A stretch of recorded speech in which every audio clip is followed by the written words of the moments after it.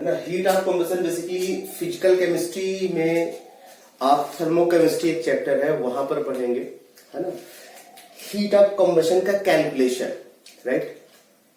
यहां पर heat of combustion just comparison करना है।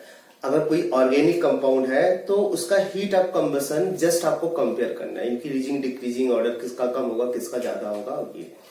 तो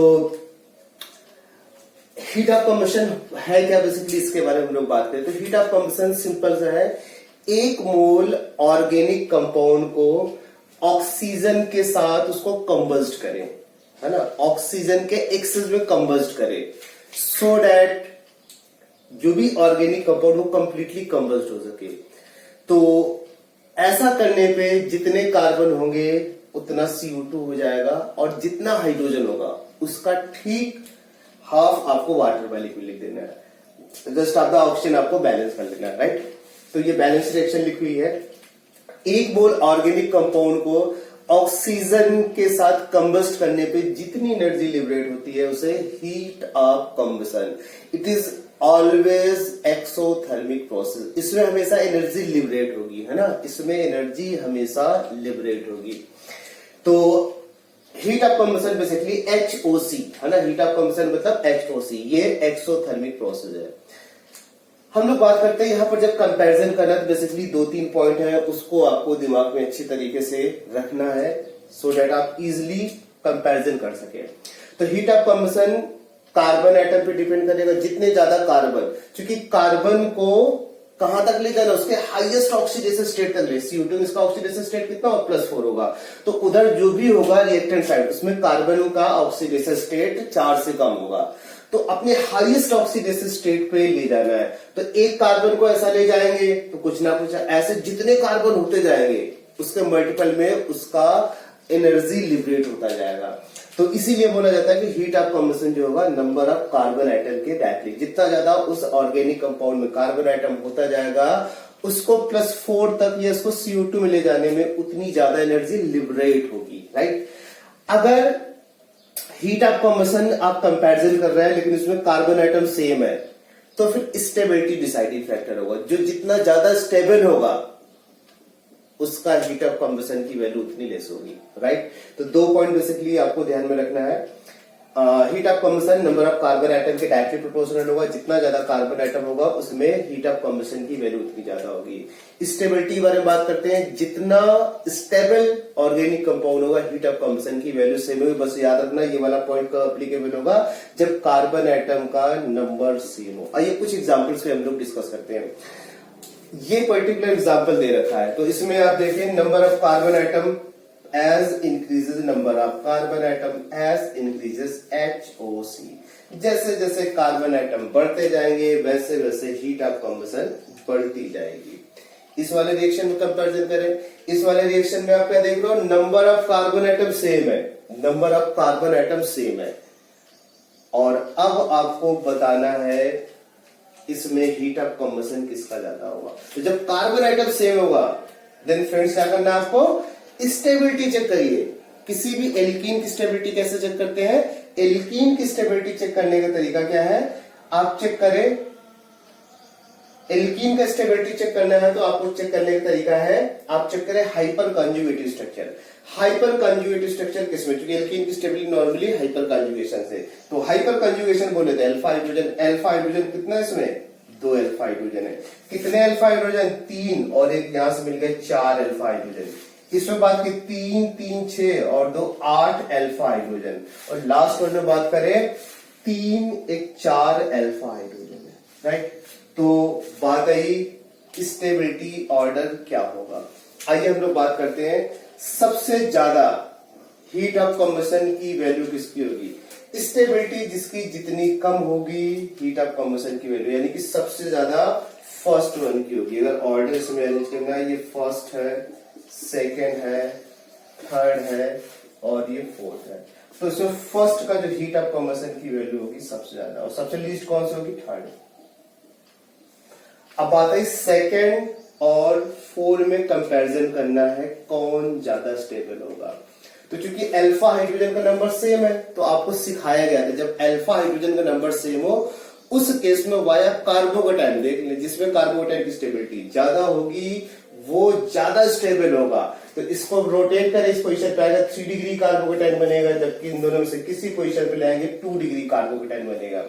इस वजह से ये मोर स्टेबल हुआ किसके रिस्पेक्ट में, सेकेंड वन के रिस्पेक्ट में। सेकेंड वन के रिस्पेक्ट में अगर मोर स्टेबल होगा तो हम लोग बोलेंगे उसका हीट ऑफ कंबशन की वैल्यू लेस होगी, यानी कि फर्स्ट फिर सेकेंड होगा, फिर इसके बाद फोर्थ वन होगा ये, राइट। इन दोनों में से जस्ट स्टेबिलिटी का ऑर्डर रिवर्स कर दे। स्टेबिलिटी का ऑर्डर अगर इससे पूछा जाए, ये क्या है, ये जो ऑर्डर दिया गया है ये ऑर्डर है HOC का है, इसका रिवर्स कर देंगे तो स्टेबिलिटी ऑर्डर में। तो मोस्ट स्टेबल पूछा जाए कौन सा है, तो आंसर होगा थर्ड वन। देन इन दोनों में इसमें वाया कार्बोकेटाइन इसकी स्टेबिलिटी ज्यादा, ये 4 हो जाएगा, फिर ये हो जाएगा, सबसे लीस्ट स्टेबल ये हो जाएगा, राइट।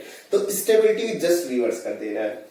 थर्ड वन के बारे में बात करें, हाइड्रोकार्बन है, हाइड्रोकार्बन में ये एल्केन का केस है, नॉर्मल पेंटेन है, और ये कैसा है, neopentane, normal pentane versus neopentane. तो स्टेबिलिटी की अगर बात करें तो स्टेबिलिटी ब्रांचिंग के डायरेक्टली प्रोपोर्शनल होता है, याद रखिए, स्टेबिलिटी ब्रांचिंग के डायरेक्टली प्रोपोर्शनल। कब, जब एल्केन की बात हो। तो क्योंकि इसमें ब्रांच ज्यादा है, स्टेबिलिटी ऑर्डर ये है, तो बात आई HO का ऑर्डर क्या होगा, तो इसमें HOC, इसको अगर फर्स्ट आप बोल रहे हैं, इसको आप सेकेंड वन बोल रहे हैं, तो फर्स्ट का हीट ऑफ कंबशन की वैल्यू ज्यादा होगी सेकेंड के रिस्पेक्ट में। तो जब कार्बन एटम का नंबर सेम हो उस केस में आपको क्या देखना है, स्टेबिलिटी देखना है, स्टेबिलिटी के इनवर्सली प्रोपोर्शनल। और जब कार्बन एटम डिफरेंट हो देन आप number of carbon atom check कर ले, more the number of carbon atom more will be heat. तो फर्स्ट सेकेंड थर्ड फोर्थ में अगर आपको हीट ऑफ कंबशन कंपेयर करना कैसे करेंगे, तो सिंपल है, इसमें नंबर ऑफ कार्बन एटम देखा जाए, नंबर ऑफ कार्बन एटम अगर आप चेक करेंगे तो फोर्थ वन में सबसे ज्यादा, इसमें कम है। बहुत ही सिंपल है, यानी 4 फिर 3 फिर 2 फिर इसके बाद 1। अब क्वेश्चन पूछा गया हीट ऑफ कंबशन पर C एटम, एक कार्बन एटम का हीट ऑफ कंबशन कितना होगा, मतलब अगर इसका HOC किलो कैलोरी में A, B, C और D है, तो जब पर कार्बन के बारे में बात करेंगे, पर कार्बन में ये A/3 हो जाएगा, ये B/4 हो जाएगा, C/5 हो जाएगा, और ये D/6 हो जाएगा। तो बात आई क्या, सारे कार्बन की वैल्यू सेम होगी। क्वेश्चन अच्छी तरीके से पढ़ लीजिए, क्वेश्चन में क्या है, सिंपल लिखा हुआ हीट ऑफ कंबशन कंपैरिजन करना है। तो नो डाउट आपको number of carbon atom check करना है, जितना ज्यादा कार्बन आइटम होगा उसका हीट ऑफ कंबशन उतना ज्यादा होगा, that's why answer first one हो जाएगा। बट क्वेश्चन में लिखा हुआ find out the heat of combustion of following compounds of पर C एटम, पर कार्बन एटम का आपको हीट ऑफ कंबशन कंपैरिजन करना है। तो पर कार्बन का मतलब जब 3 कार्बन एटम में कितना होगा, तो एक का कितना होगा, मीन ये हो जाएगा, यूनिटरी मेथड सिंपल लगाइए। तो क्या सारी वैल्यू सेम होगी, तो आंसर है नहीं, क्योंकि यहां पर स्ट्रेन, कौन सा स्ट्रेन वाला फैक्टर है, एंगल ऑफ स्ट्रेन।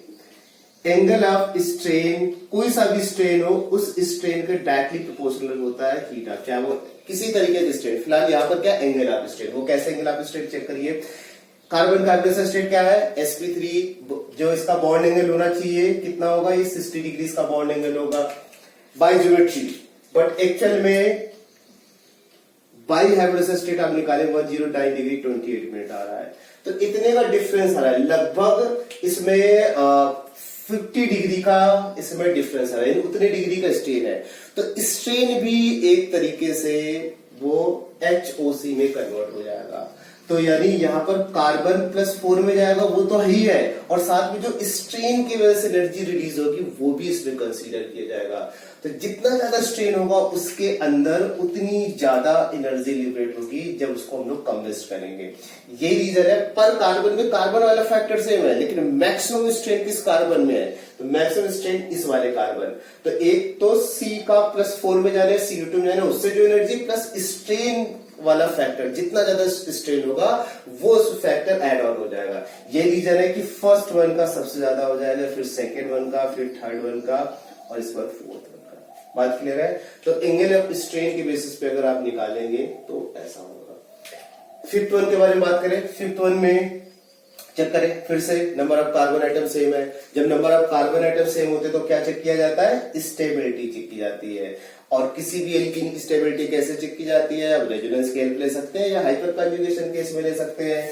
इसमें से लीस्ट स्टेबल सिस्टम कौन सा, मोस्ट कौन सा? तो ये देखिए कंजुगेशन पे एक और ये, लेकिन यहां पर क्या हो, 4 पाई का डीलोकलाइजेशन हो रहा है। किसी भी रिंग में 4n पाई के अकॉर्डिंग डीलोकलाइजेशन होगा तो एंटी एरोमेटिक होगा तो हाईली अनस्टेबल। लीस्ट स्टेबल ये है, लीस्ट स्टेबल ये, यानी कि मैक्सिमम हीट ऑफ कंबशन, और मोस्ट स्टेबल ये। मिल गया ऑर्डर? लीस्ट स्टेबल यानी कि फर्स्ट HOC का ऑर्डर देना, फर्स्ट हो जाएगा, फिर थर्ड हो जाएगा, फिर इसके बाद सेकंड, है ना? स्टेबिलिटी का रिवर्स कर देंगे। 6 वन के बारे में बात की जाए, इन दोनों का हीट ऑफ कंबशन निकाले तो हीट ऑफ कंबशन देखिए, कॉमन बात क्या है कि स्ट्रेन वाला फैक्टर दोनों में सेम है, दोनों के अंदर रिंग है तो स्ट्रेन वाला फैक्टर तो सेम है। अब क्या डिफरेंट है? तो अगेन कार्बन एटम सेम है, रिंग में स्ट्रेन वाला फैक्टर सेम है, तो अनकॉमन पार्ट क्या है? एल्कीन स्टेबिलिटी चेक कर ले। इस एल्कीन में अल्फा हाइड्रोजन कितने हैं? केवल ये वाला अल्फा हाइड्रोजन है, 1 अल्फा हाइड्रोजन है। इसमें कितने अल्फा हाइड्रोजन मिलेंगे? 2 ये हो जाए और 3 5 अल्फा, यानी कि ज्यादा स्टेबल हुआ तो हीट ऑफ कंबशन की वैल्यू लेस होगी, तो इसका हीट ऑफ कंबशन की वैल्यू ज्यादा है। इन तीनों में कंपेयर करना है फिर से। आइसोमेरिक साइक्लोएल्केन है तो आइसोमेरिक साइक्लोस्केल में अगेन स्ट्रेन सबसे ज्यादा इसमें, फिर इससे का, फिर इससे, तो जो HOC का ऑर्डर होगा, HOC का ऑर्डर इसमें सेकंड, फिर थर्ड, फिर इसके बाद फर्स्ट हो जाएगा। 8th वन में चेक करें, 8th वन के बारे में बात किया जाए, हीट ऑफ कंबशन, क्या कार्बन एटम सेम है? तो आंसर है नो, कार्बन एटम सारे में सेम नहीं है। तो चेक करते हैं, मोर the number of carbon atom more will B resonance energy. कितने कार्बन एटम इसमें? 2 2 4 5। कितने कार्बन एटम इसमें? 6 कार्बन एटम, 3 1 2 3 1 2 3 6, और उसमें 4 कार्बन। तो आंसर होगा सेकेंड, फिर इसके बाद फर्स्ट, फिर इसके बाद थर्ड। 9th वन के बारे में बात करें, इन दोनों में ज्यादा स्टेबल कौन सा है? तो चेक करें, चार्ज मैग्नीट्यूड जिसमें हाई होगा स्टेबिलिटी लेस होगी, तो इसमें हाइपर कंजुगेशन की वजह से नेगेटिव चार्ज कहां पे आएगा? इन पोजीशन पे आएगा। और ये वाला फैक्टर भी क्या करेगा? हाइपर कंजुगेशन से नेगेटिव चार्ज यहां पर देगा, इसके बाद यहां पे देगा, यहां पे देगा, सारे कार्बन एटम पे नेगेटिव चार्ज आ रहा है। और यहां पर नेगेटिव, इसके डीलोकलाइजेशन से जब यहां पर नेगेटिव चार्ज आया तो इसको प्लस आई देगा या हाइपर कंजुगेशन डिस्टेबलाइज करेगा, तो चार्ज मैग्नीट्यूड इस पे ज्यादा है। जबकि यहां पर जब इसका इलेक्ट्रॉन हाइपर कंजुगेशन से डीलोकलाइजेशन होगा, यहां पे आएगा, दूसरा वाला फैक्टर नेगेटिव चार्ज को बढ़ाए, क्योंकि डायरेक्टली अटैच कार्बन एटम पे CH3 अटैच नहीं है। तो इनमें से क्या है, फर्स्ट और सेकेंड में ये ज्यादा स्टेबल, हीट ऑफ कंबशन की वैल्यू, यानी इसका हीट ऑफ कंबशन की वैल्यू ज्यादा होगा। 10th की बात किया जाए, 10th में ज्यादा स्टेबल कौन सा है? ऑर्गेनिक केमिस्ट्री का सबसे ज्यादा स्टेबल कंपाउंड कौन सा होता है? आपको एरोमेटिक बताया गया है। एरोमेटिक इस वजह से इसकी स्टेबिलिटी ज्यादा होगी, हीट ऑफ कंबशन की वैल्यू लेस होगी, है ना? तो इस तरीके से आप हीट ऑफ, क्योंकि एक पाई बॉन्ड जाने पे क्या होगा? 2 सिग्मा बॉन्ड का फॉर्मेशन, ऐसे जितने पाई बॉन्ड हो उसके रिजल्ट में 2 सिग्मा बॉन्ड बनता जाएगा, हीट ऑफ हाइड्रोजनेशन की वैल्यू बढ़ती जाएगी। हीट ऑफ हाइड्रोजनेशन का स्टेबिलिटी के साथ भी रिलेशन ऐसा, लेकिन ये वाला पॉइंट को एप्लीकेबल होगा जब same number of pi bonds का बनना हो। जब same number of pi bonds का बनना होगा तब ये वाला फैक्टर वर्क करेगा। आइए कुछ एग्जांपल समझते हैं। तो 2 point keep in your mind. पहला, नंबर ऑफ पाई बॉन्ड के डायरेक्टली प्रोपोर्शनल पाई बॉन्ड बढ़ता जाएगा, हीट ऑफ हाइड्रोजनेशन बढ़ता जाएगा, लेकिन जब पाई बॉन्ड का नंबर सेम हो तो जो जितना लेस स्टेबल होगा हीट ऑफ हाइड्रोजनेशन उसकी उतनी ज्यादा होगी, राइट? अभी हम लोग कंपेयर करते हैं इन 4 में हीट ऑफ। सब में कॉमन बात है, सबसे कम पाई बॉन्ड किसमें? एक पाई बॉन्ड, इसमें 2, यानी कि इन दोनों का हीट ऑफ हाइड्रोजनेशन इन दोनों से ज्यादा होगा। फर्स्ट और 4 में क्योंकि पाई बॉन्ड का नंबर सेम है तो फिर स्टेबिलिटी डिसाइडिंग फैक्टर है। तो फर्स्ट और 4 में कौन ज्यादा स्टेबल है? तो जब alpha hydrogen 2 to 4 alpha hydrogen 2 to 4 alpha, जब अल्फा हाइड्रोजन का नंबर सेम हो तो वाया कार्बोकेटाइन स्टेबिलिटी चेक करते हैं। यहां पर बनने वाला कार्बोकेटाइन 3 डिग्री हो, जबकि इसमें किसी भी साइड से कंपेयर करेंगे तो वो 2 डिग्री होगा, यानी वो ज्यादा स्टेबल है। तो हीट ऑफ हाइड्रोजनेशन की अगर आप बात करें, ये लेस स्टेबल, इसका हीट ऑफ हाइड्रोजनेशन इससे ज्यादा होगा। और इन दोनों का हीट ऑफ हाइड्रोजनेशन इनसे। अब इन दोनों में ज्यादा स्टेबल कौन सा है? क्योंकि दो डबल बॉन्ड है, एक कंजुगेशन पे दूसरा नॉन कंजुगेशन। कंजुगेटेड सिस्टम की स्टेबिलिटी नॉन कंजुगेटेड से ज्यादा होती है, दैट्स व्हाई ये ज्यादा स्टेबल हुआ है। ये ज्यादा स्टेबल हुआ है, हीट ऑफ हाइड्रोजनेशन की वैल्यू कम होगी, थर्ड की ज्यादा होगी। तो थर्ड का सबसे ज्यादा हीट ऑफ हाइड्रोजनेशन होगा, फिर 2। ये दोनों क्यों ज्यादा है? सिंपल सी बात है, पाई बॉन्ड का नंबर। इन दोनों में ये क्यों ज्यादा है? क्योंकि इसकी स्टेबिलिटी कम है। कैसे? क्योंकि दो पाई बॉन्ड नॉन कंजुगेशन पे है, जबकि यहाँ पर कंजुगेशन पे है, दैट्स व्हाई ये लेस स्टेबल है, यानी ज्यादा हीट ऑफ हाइड्रोजनेशन। इन दोनों में ये ज्यादा स्टेबल है, यानी इसका हीट ऑफ हाइड्रोजनेशन कम होगा, फर्स्ट होगा, फिर इसके बाद फोर्थ। सेकेंड में कंपेयर करते हैं हीट ऑफ, तो बहुत ही सिंपल है, पाई बॉन्ड बढ़ाते जाओ। देखो, एक पाई बॉन्ड, दो पाई बॉन्ड, तीन पाई बॉन्ड, जैसे जैसे पाई बॉन्ड बढ़ता जाएगा उसका हीट ऑफ हाइड्रोजनेशन की वैल्यू बढ़ती जाएगी। ये रीजन है कि फर्स्ट, सेकेंड और थर्ड। अगेन थर्ड वन में कंपेयर करना है हीट ऑफ हाइड्रोजनेशन। एल्कीन की स्टेबिलिटी कैसे चेक करते हैं? नंबर ऑफ पाई बॉन्ड से। पाई बॉन्ड का नंबर चेक करें, तीनों पाई बॉन्ड का नंबर सेम है, एक है। स्टेबिलिटी, ये दोनों रिलेशन क्या है? ये है ट्रांस और ये सिस। इन जनरल सिस और ट्रांस में ट्रांस की स्टेबिलिटी ज्यादा होती है, क्योंकि जो बल्कि ग्रुप है अपोजिट साइड है, जबकि इसमें क्या सेम साइड होगा, तो एक दूसरे में स्टेरिक स्ट्रेन वाला फैक्टर यहाँ पर वर्क करेगा, स्टेरिक हिंड्रेंस वाला फैक्टर वर्क करेगा। तो ट्रांस की स्टेबिलिटी यहाँ पर सिस से ज्यादा है। इसके बारे में बात किया जाए, जब अल्फा हाइड्रोजन का नंबर सेम है वाया कार्बोकैटायन, यहाँ पर 3 डिग्री कार्बोकैटायन का बनना होगा, इसकी स्टेबिलिटी ज्यादा होगी, तो सबसे ज्यादा स्टेबल कौन होगा? थर्ड। और फर्स्ट और सेकंड चूंकि एक दूसरे की जीआई ज्योमेट्रिकल आइसोमर्स है, ट्रांस की स्टेबिलिटी ज्यादा है। तो स्टेबिलिटी ऑर्डर क्या है? 3, फिर 1, फिर 2। इसका रिवर्स कर देंगे, हीट ऑफ हाइड्रोजनेशन, यानी सेकेंड, फिर इसके बाद फर्स्ट, फिर इसके बाद थर्ड। बात क्लियर है? तो स्टेबिलिटी का जस्ट रिवर्स कर देंगे तो हीट ऑफ हाइड्रोजनेशन हो जाए। कब? जब पाई बॉन्ड का नंबर सेम, राइट?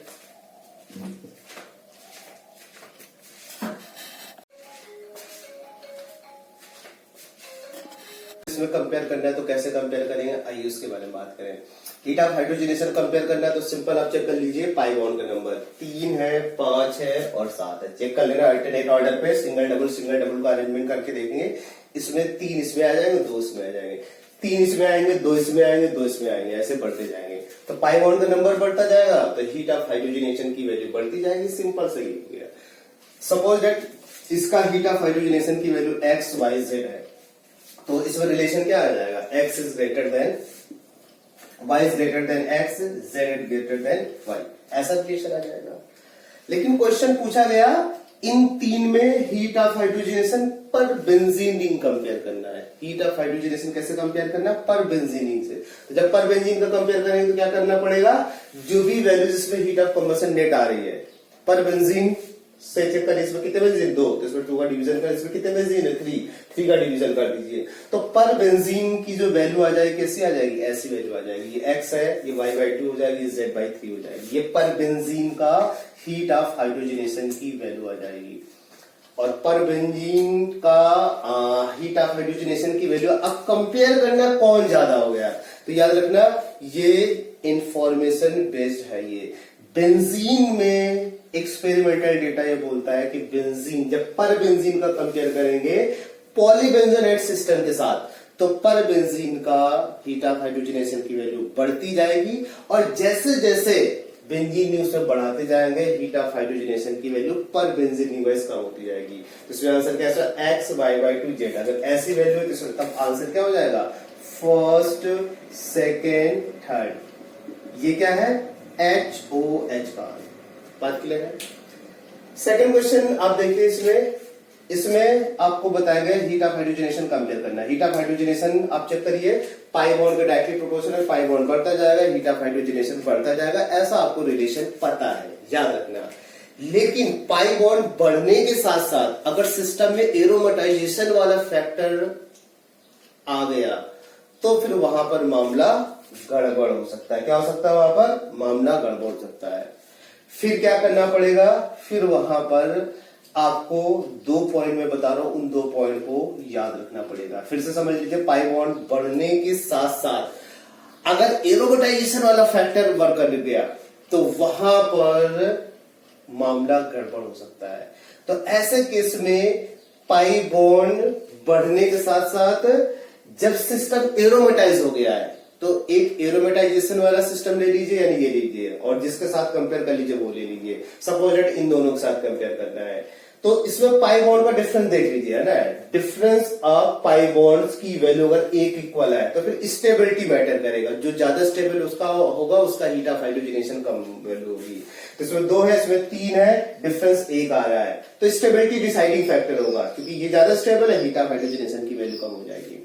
लेकिन जब पाई बॉन्ड का, अब आपको इन दोनों में कंपेयर करना है, जब पाई बॉन्ड का डिफरेंस, याद रखना, जब पाई बॉन्ड का बढ़ने के साथ साथ सिस्टम एरोमेटाइज हो रहा है, उस केस में ये पॉइंट, दोनों पॉइंट आपको दिमाग में रखनी है।